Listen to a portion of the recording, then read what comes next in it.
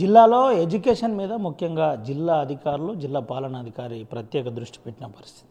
అయితే మనం ప్రస్తుతానికి అడిషనల్ కలెక్టర్ మోతిలాల్తో ఉన్నాం.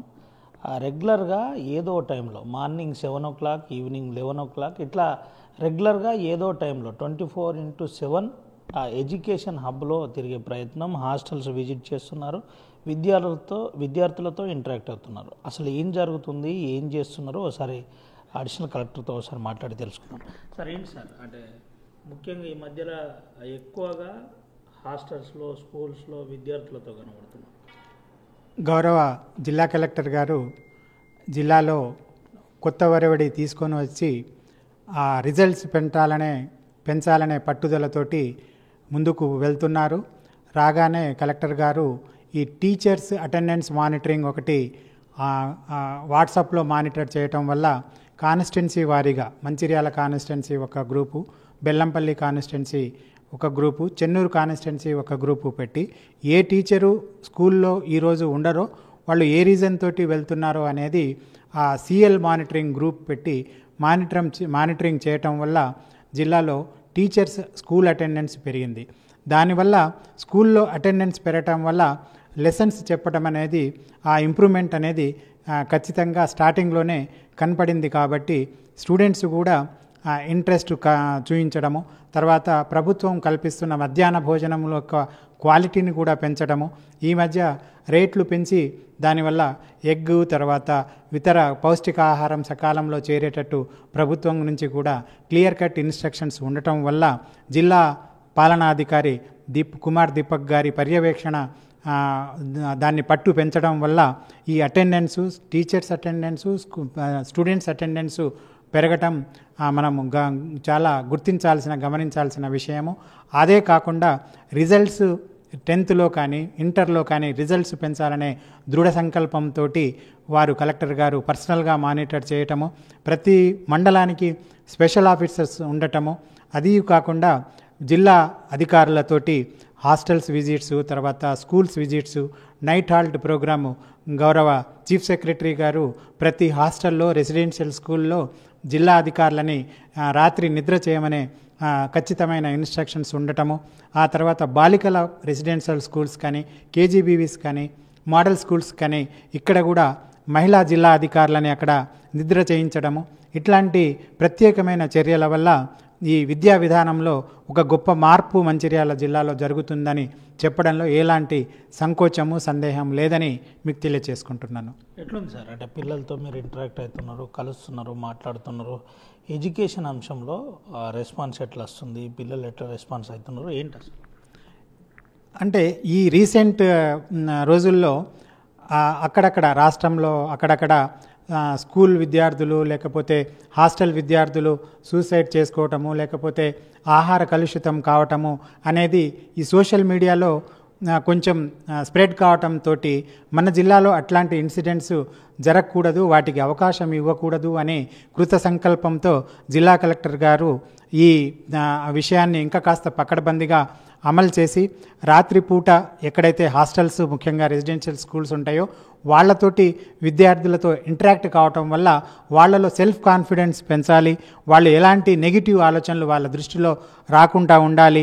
అంటే చదువు ఒక్కటే ముఖ్యం కాదు, జీవితం చాలా పెద్దది, ఆ జీవితంలో మనం సాధించాల్సిన చాలా గొప్ప విషయాలు ఉంటాయి. కాబట్టి ఇట్లాంటి తప్పుడు నిర్ణయాలు తీసుకోకూడదు అని మోటివేషన్ తీసుకొని వచ్చి అట్లాంటి ఆలోచనలే వాళ్ళ దృష్టిలోకి రాకుండా ఉండాలనే కృతనిశ్చయంతో జిల్లా యంత్రాంగం కలెక్టర్ గారి ఆధ్వర్యంలో ప్రభుత్వ ఆదేశాల ప్రకారం ముందుకు సాగుతుంది. దానికి అనుగుణంగానే రిజల్ట్స్ పెంచడము, మానసిక దృఢ సంకల్పం కల్పించాలనే కృతనిశ్చయంతో ముందుకు సాగుతుందని మీకు తెలియజేసుకుంటున్నా. ఈ సమస్యల అంశంలో వెంటనే పరిష్కారం ఏమైనా జరుగుతుందా సార్? అక్కడ ఏదైనా హాస్టల్కి వెళ్ళగానే సమస్యలు చెబుతూ అంటారు, ఇక్కడ వాటర్ రావట్లేదు, ఇక్కడ తాగునీరు సరిగ్గా లేదు, ఎట్ ద సేమ్ టైం రకరకాల చిన్న అంశాల మీద ఏదన్నా సమస్య వస్తే ఎట్లా పరిష్కరిస్తున్నారో ఏంటి అసలు? చిన్న విషయాలు అంటే ఇప్పుడు శానిటేషన్ సరిగా లేకపోతే లోకల్ బాడీస్ ఏదైతే గ్రామ పంచాయత్స్ కానీ మున్సిపాలిటీలో ఉంటే వాళ్ళ ద్వారా వాళ్ళను అక్కడికి వినియోగించుకొని అవి ఇమీడియట్గా పరిష్కరిస్తున్నారు. తర్వాత కొన్ని చోట్ల డ్రింకింగ్ వాటరు అంటే అక్కడ ప్రాబ్లం ఉంటే అది కూడా ఇమీడియట్గా ఇష్యూ అయ్యేటట్టు, ప్రాబ్లం రిజాల్వ్ అయ్యేటట్టు చర్యలు తీసుకున్నారు. మీరు కూడా చూసి ఉంటారు, చాలా చోట్ల ఈ వాటర్ ప్యూరిఫైయర్స్ కూడా పెట్టించడం జరిగింది. అవి రిపేర్ ఉంటే అవి కూడా చేయించడం జరిగింది. ఆ తర్వాత కొన్నిటికి డోర్లు, విండోలు, చిన్న చిన్న రిపేర్స్ కూడా కలెక్టర్ గారు స్వయంగా చర్యలు తీసుకొని ఇమీడియట్గా రిజాల్వ్ చేయడం జరుగుతుంది.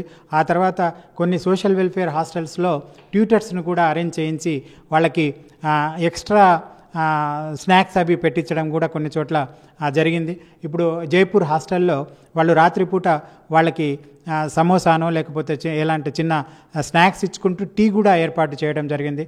అక్కడ కొందరు అఫీషియల్స్ కూడా వాళ్ళ సొంత డబ్బుతో అట్లాంటివి కూడా చేస్తున్నారు. ఆ తర్వాత గవర్నమెంట్ స్కూల్స్లో కూడా స్నాక్స్ అవి అరేంజ్ చేసేసి, స్పెషల్ క్లాసెస్ అరేంజ్ చేసేసి, టీచర్స్ కూడా, హెడ్ మాస్టర్స్ కూడా గొప్ప ఇంట్రెస్ట్ తోటి రిజల్ట్స్ పెట్టడానికి ఇట్లాంటి కొత్త స్నాక్స్ లాంటివి ప్రోగ్రామ్స్ పెట్టుకుంటూ, కొందరు టీచర్స్ కూడా ఒకరిద్దరు డొనేషన్స్ కూడా చేసుకుంటే, నా స్కూల్లో నా పిల్లలు 10th రిజల్ట్ 100% రావాలి, మంచి గ్రేడింగ్ రావాలి, వాళ్ళ భవిష్యత్తుని మనము మంచి భవిష్యత్తుని ఇచ్చిన వాళ్ళం అవుతామని సెల్ఫ్ సాటిస్ఫాక్షన్ కూడా చేస్తున్నారు. మీరు కూడా గమనించి ఉంటారు అట్లాంటివి. కాబట్టి ప్రత్యేక శ్రద్ధ జరుగుతున్న విషయము నిక్కచ్చిగా మన జిల్లాలో చెప్పొచ్చు. ఏం చెప్పబోతారు సార్ ఆర్టీవీ ద్వారా పిల్లలకు, చదువుకునే వారికి, అదేవిధంగా ఎక్కువ యువతకు ఏం చెప్పబోతున్నారు అడిషనల్ కలెక్టర్ మోతీలాల్? జిల్లాలో విద్యార్థులు గవర్నమెంట్ స్కూల్లో కానీ, రెసిడెన్షియల్ స్కూల్స్లో కానీ, హాస్టల్స్లో కానీ, 10th కానీ, ఇంటర్ కానీ చదువుతున్న పిల్లలు చాలా బాగా చదువుతున్నారు. దాంట్లో ఎలాంటి డౌట్ లేదు. అందరూ 100% పాస్ అవుతారు. అది ఖచ్చితంగా చెప్పడానికి ఈ చర్యల వల్ల మనకు కనబడుతుంది. కానీ ఎవరికైనా తక్కువ మార్కులు వచ్చినాయి అని, ఏదైనా దురదృష్టవశాత్తు మేము ఫెయిల్ అయ్యామని ఎలాంటి తొందరపాటి నిర్ణయాలు తీసుకోవడానికి లేదు. అది కూడా ఒక మనం మంచి అనుభవంగా, నేను ఎక్కడ దీంట్లో ల్యాప్సెస్ ఉన్నాయి, ఆ ల్యాప్సెస్ని నేను రికవరీ చేసుకొని దాన్ని మళ్ళీ సరిదిద్దుకొని నా భవిష్యత్తుని బంగారు బాట వేసుకోవడానికి ఏ విధమైన చర్యలు తీసుకోవాలా, నేను ఏ విధమైన ఆలోచన చేయాలి అనే పాజిటివ్ నేచర్ తోటి ముందుకు సాగాలి. కానీ తొందరపాటు నిర్ణయాలు ఎట్టి పరిస్థితుల్లో తీసుకోరు అని నేను నమ్ముతున్నాను. అట్లాంటి దానికి సకల చర్యలు కూడా జిల్లా యంత్రాంగం ద్వారా చేపడుతుంది. కాబట్టి జీవితం ఒకేసారి ఇస్తారు, మన దేవుడు భగవంతుడు ఈ జీవితాన్ని ప్రసాదించాడు. దాన్ని మనం సవ్యంగా సరైన మార్గంలో పెట్టుకుంటూ భావి భారత పౌరులుగా, మంచి పౌరులుగా ఎదగటానికి మీరు ఆలోచిస్తారు. ఆ విధంగా మీడియా కూడా సహకరిస్తుందని నేను మీ ద్వారా తెలియజేసుకుంటున్నాను. ఇది పరిస్థితి. జీవితం ఒకేసారి వస్తుంది. విద్యార్థులు ముఖ్యంగా గమనించాలి. అధైర్యపడవద్దు. మార్కులు తక్కువ వచ్చినాయని కొంతమంది సూసైడ్స్ చేసుకున్నట్టు వార్తలు కూడా ఈ మధ్యకాలంలో వస్తున్నాయి. ఇటువంటి ఏది లేకుండా చాలా స్పష్టంగా ఒక విషయం అయితే అడిషనల్ కలెక్టర్ మోతీలాల్ చెప్పే ప్రయత్నం చేశారు. దీనికి సంబంధించి అన్ని ఏర్పాట్లు చేశాం, మానసికంగా, శారీరకంగా, అదేవిధంగా విద్యాపరంగా అన్ని ఏర్పాట్లు జిల్లా కలెక్టర్ కుమార్ దీపక్ ఆధ్వర్యంలో చేస్తున్నాం. ఎప్పటికప్పుడు పర్యవేక్షిస్తున్నాం, పరిశీలిస్తున్నాం. ఈసారి 100కు 100% రిజల్ట్ రాబోతుంది.